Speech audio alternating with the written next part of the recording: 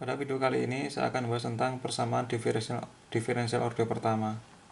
Selain itu juga yang lebih fokus lagi kita akan membahas bagaimana cara menyelesaikan persamaan diferensial order pertama itu dengan metode numerik. Nah, pengertian dari ODE itu singkatannya yaitu Ordinary Differential Equation itu adalah suatu persamaan yang mengandung ordinary derivatives dari variabel dependennya. Variabel dependent itu berarti yang ada di sebelah kiri sama dengan, yaitu kalau dalam koordinat X dan Z yang dinamakan dengan variabel dependennya itu adalah yang sumbu tegak, yaitu Y-nya. Jadi ODE atau differential equation itu suatu persamaan yang mengandung Z dan turunannya, Z, Y dot, Y double dot, dan seterusnya. Kemudian ada juga istilah free response dan forced response. Free response dari persamaan diferensial itu disebut juga dengan solusi homogen atau respon inisial, yaitu untuk solusi kasus di mana tidak ada forcing function, artinya kalau dalam getaran itu tidak ada gaya eksitasi dari luar. Nah, jadi free response itu hanya tergantung dari kondisi inisial atau kondisi awalnya. Jadi misalkan sepeda motor itu berjalan kemudian melewati satu polusi tidur, kemudian dia bergetar, kemudian dia berhenti. Nah, itu ketika dia terkena satu kali polusi tidur itu dinamakan dengan free vibration atau free response, yaitu nanti solusinya adalah solusi yang homogen namanya.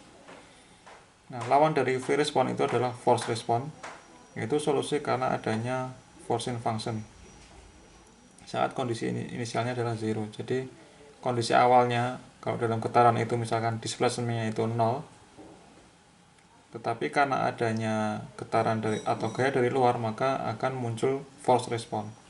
Nah, kalau kita lanjutkan tadi, kalau tadi sepeda motor itu mengenai satu polusi tidur itu adalah free vibration, tetapi kalau dia melewati banyak polusi tidur secara terus menerus 1, 2, 3 gitu, jadi melewati terus menerus polusi tidur, maka itu dinamakan dengan force vibration, force response.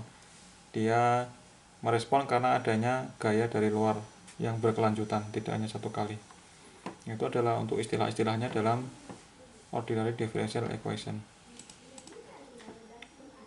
Kemudian ada istilah juga persamaan diferensial linear dan non-linear. Nah, ketika kita menghadapi persoalan persamaan diferensial linear, maka total responnya, tadi kan ada free dan force. Ketika kita menganalisis persamaan diferensial linear, maka responnya atau total responnya itu adalah jumlah dari free response ditambah dengan force response. Jadi kita hitung dulu free responnya, itu karena kondisi awal, ditambah dengan force response, itu karena gaya dari luar, maka itu akan menjadi total response. Itu untuk kondisi yang linear. Nah, sekarang apa yang membedakan linear dan non-linear? Suatu ordinary differential equation yang non-linear itu dapat diketahui dengan melihat bahwa dependent variable atau turunannya itu makin meningkat secara pangkat atau fungsi yang susah dipahami. Ini dari buku, jadi susah dijelaskan. Nah, saya cari di sumber lain di YouTube itu ada yang menyebutkan seperti ini, atau di Google, silakan di Google ya.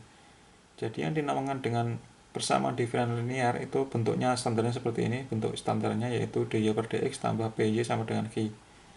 Y kan variabel dependennya Y, ini adalah Y dot ditambah py sama dengan k. Nah, persamaan diferensial ini order pertama karena ini mengandung turunan pertama, paling besar adalah turunan pertama, berarti dia order 1.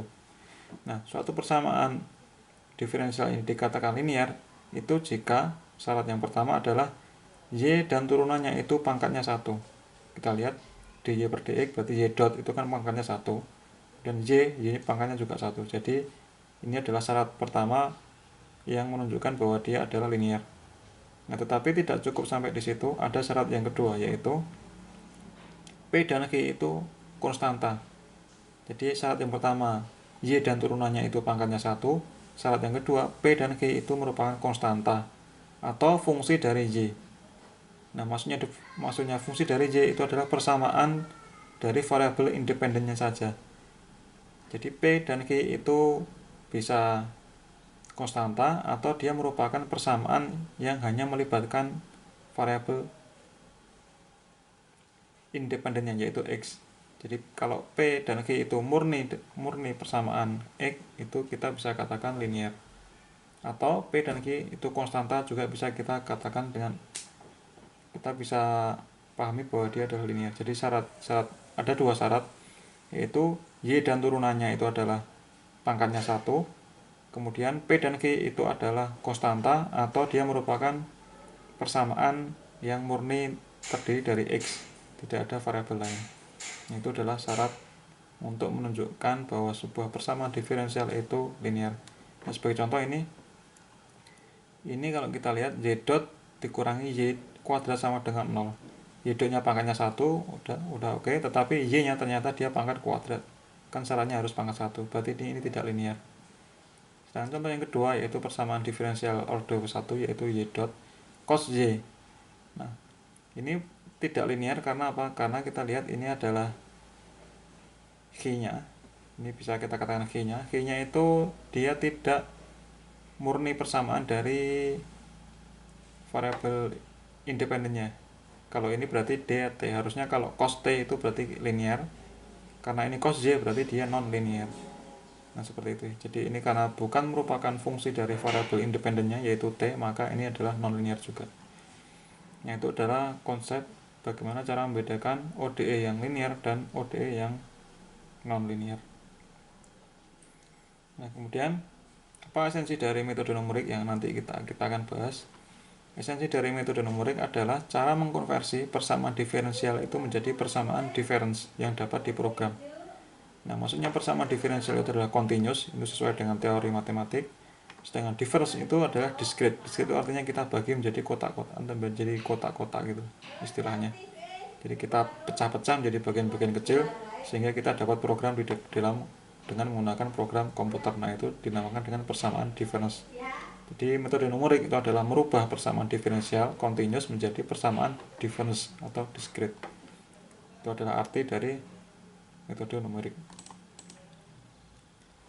Nah, algoritma metode numerik itu mungkin bisa sedikit berbeda dari metode yang continuous yang secara matematik yang kita pelajari di sekolah. Itu mungkin berbeda dengan yang continuous maupun dengan metode numerik yang lain. Hal ini dikarenakan karena perbedaan prosedur dalam memperoleh persamaan difference. Sesuai dengan definisi tadi bahwa kita mau merubah persamaan diferensial menjadi persamaan difference. Nah, cara untuk merubah dari persamaan diferensial untuk menjadi persamaan difference itu mungkin saja mengalami atau berbeda sehingga hasilnya akan sedikit berbeda. Nah, itu adalah untuk kasus yang mungkin kita dapatkan kalau kita menggunakan metode numerik yang satu dengan metode numerik yang lainnya. Nah, sebelum kita membahas dengan apa itu metode numerik, contohnya, kita perlu memahami dulu, kita perlu memahami konsep step size dan efeknya pada akurasi solusi. Apa itu step size? Nanti kita akan bahas. Nah, setelah kita mengetahui step size atau nanti sambil jalan kita bisa paham step size, kemudian kita dalam video ini itu akan dibahas metode yang paling dasar untuk menyelesaikan persamaan diferensial dengan metode, ada dua ya. Di metode numerik yang nanti kita bahas adalah yang paling dasar, yaitu ada dua. Yang pertama metode Euler, yang kedua adalah metode prediktor korektor. Jadi kita bahas dua metode dasar dalam menyelesaikan persamaan diferensial order 1 dengan numerik, yaitu yang pertama dengan metode Euler, yang kedua metode prediktor korektor. Nah, sekarang kita mulai dengan metode Euler dulu. Nah, metode Euler itu adalah algoritma untuk mencari solusi numerik dari persamaan diferensial yang paling sederhana. Nah, kita akan bahasnya persamaan diferensial order 1. Berarti kalau kita punya persamaan ini, Y sama dengan 2T kuadrat tambah 4T plus 1, maka persamaan diferensial order pertama, berarti kita turunkan ini satu kali, menjadi Y dot, yaitu menjadi 4T plus 4. Nah, ini adalah yang dimaksud dengan persamaan diferensial order pertama. Nah, kalau persamaan ini, persamaan Y 2T kuadrat tambah 4T plus 1 kita gambarkan dalam grafik, maka grafiknya akan seperti ini. Nah, ini Y, sumbu tegaknya adalah Y, yaitu variabel dependennya, kemudian variabel independennya itu adalah T. Nah, ini kita lihat ada Y, ini ada Y dot, kemudian ini adalah Q-nya. Q-nya itu tadi harus merupakan fungsi dari T, berarti ini adalah merupakan persamaan linear, karena ini murni dari fungsi atau persamaan yang melibatkan variabel independennya yaitu T, dan pangkat dari Y dan turunannya itu 1 ini. Pangkat turunan dari Y adalah yaitu Y dot adalah 1, tidak ada pangkatnya. Berarti ini adalah linear. Kita lihat ini. Linear. Untuk persamaan diferensial, turunannya itu linear. Nah, ini adalah persamaan YT sebagai fungsi Y sebagai fungsi dari T ini. Nah, kemudian ini kan gradiennya atau turunannya. Kita nanti akan simbolkan F T, Y. Ini adalah artinya gradien saat T, waktu T, dan ketika nilainya itu Y tertentu, T tertentu, Y tertentu, itu adalah ini. Nah, tapi ini karena konstan ya berarti akan sama. Nah, apa maksudnya? Maksudnya adalah masuk gradien itu seperti ini. Jadi yang kurva yang ini itu kita gambar dengan delta T yang sangat kecil. Jadi dari T ke T plus delta T itu sangat kecil, sehingga nanti Y-nya itu juga akan sangat kecil. Delta Y-nya juga akan sangat kecil. Nah, ketika ini kecil, berarti ini akan membentuk garis lurus sesuai dengan turunan tadi ya. Jadi gradiennya itu adalah ini. F T, Y berarti gradien saat waktunya itu adalah T, dan ketika nilainya itu adalah Y ini. Jadi ketika T, Y itu gradiennya adalah ini. Seperti 4T plus 4 contohnya. Nah, itu adalah pengertian secara analitik. Nah, sekarang bagaimana cara merubah yang persamaan diferensial ini itu menjadi persamaan difference. Nah, kita akan gunakan pemahaman kita tentang apa itu yang namanya turunan. Nah, contoh yang ini yaitu Y dot T itu sama dengan 4T plus 4 itu bisa kita simbolkan seperti ini, dy per dt. Berarti Y, turunan pertama dari Y itu adalah dy per dt sama dengan F fungsi dari T, Y. Artinya adalah fungsi gradien saat waktunya adalah T dan ketika Y-nya adalah Y. Itu artinya.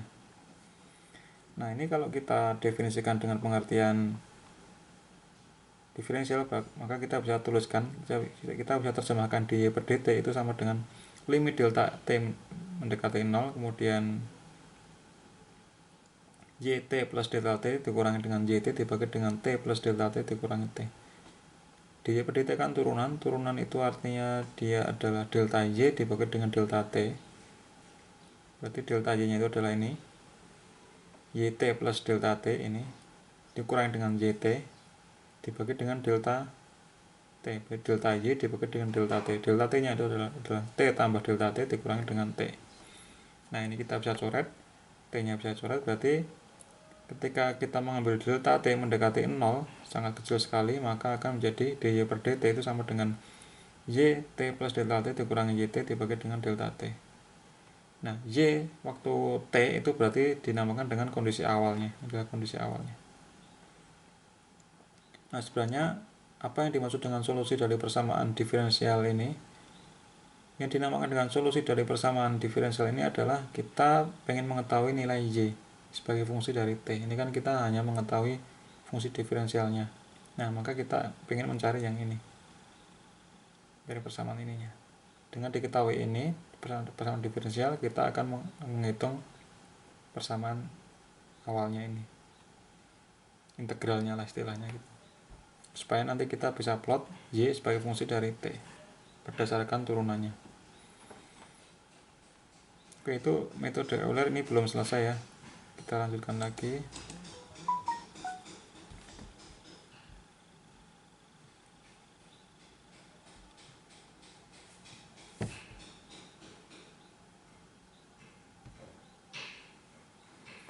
Nah, kita misalkan asumsinya bahwa gradiennya itu adalah konstan dalam interval waktu dari T sampai delta T. Jadi kita asumsikan gradiennya itu konstan dari range yang ini, dari sampai T sampai T plus delta T itu konstan. Ketika itu kita asumsikan konstan, berarti tadi yang ini ya, ini saya tulis lagi, YT plus delta T dikurangi YT dibagi dengan delta T adalah dy per dt. Sedangkan dy per dt itu adalah ft, y. Ini saya tulis lagi, YT plus delta T dikurangi YT dibagi dengan delta T itu adalah ft, y. Nah, kita akan mencari solusinya, yaitu Y sama dengan, nah ini yang kita cari, yaitu Y dalam waktu T plus delta T sama dengan berarti YT adalah kondisi awalnya, ini pindah ke sini ditambah dengan gradiennya yaitu FT, Y, gradien saat T dikalikan dengan delta T. Nah, kita kan sudah mengetahui gradiennya, kita anggap aja kita sudah mengetahui gradiennya, kemudian kita memprediksi Y dalam waktu tertentu. Maka ini adalah rumusnya, yaitu kondisi awalnya Y dalam waktu T ditambah dengan gradien kalikan delta T. Nah, ini kan kalau kita ingat-ingat sesuai dengan persamaan basic matematika, yaitu Y sama dengan mx plus c, dimana Y nya itu adalah sumbu tegaknya, M adalah gradiennya, X adalah variabel dependennya, dan C adalah kondisi awalnya. Ya, kita tuliskan juga seperti ini, bisa kita tuliskan Y sama dengan Y dot X tambah C, ini kan sama ini. Y T plus delta T adalah gradiennya, yaitu ini, Y dotnya itu adalah ini, F T, Y, kalikan delta T, yaitu variabel independennya, ditambah dengan kondisi awalnya. Nah, ini sama. Ya, supaya lebih nyaman untuk pemrograman, kita bisa tuliskan Y dalam waktu TK plus 1 sama dengan Y TK tambah delta T. Ini adalah gradien atau turunan ketika T nya itu adalah TK dan Y nya adalah YTK.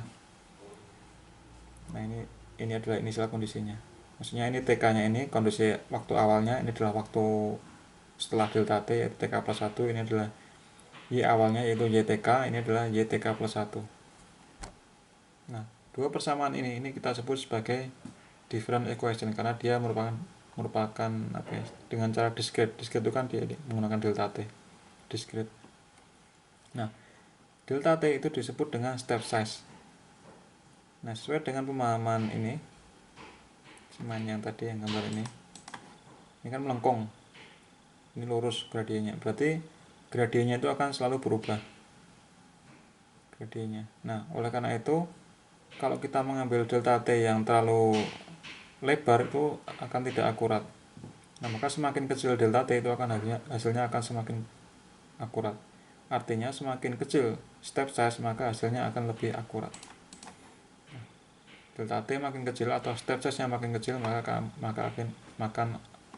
makin akurat hasilnya. Tetapi ketika kita menggunakan delta T yang semakin kecil maka waktu runningnya akan lama, waktu proses perhitungannya akan lama. Nah, selain itu juga dapat menghasilkan akumulasi error yang tinggi akibat pembulatan. Jadi akibat pembulatan itu juga akan menghasilkan akumulasi error yang tinggi. Jadi semakin positifnya adalah semakin kecil step size semakin akurat, tetapi kelemahannya waktu runningnya lama dan mungkin juga bisa menyebabkan error yang besar karena akibat pembulatannya. Oke, itu untuk yang metode Euler. Di video selanjutnya kita akan bahas tentang apa itu metode prediktor korektor. Oke, saya cukupan sekian dulu supaya tidak terlalu lama. Sampai ketemu di video selanjutnya.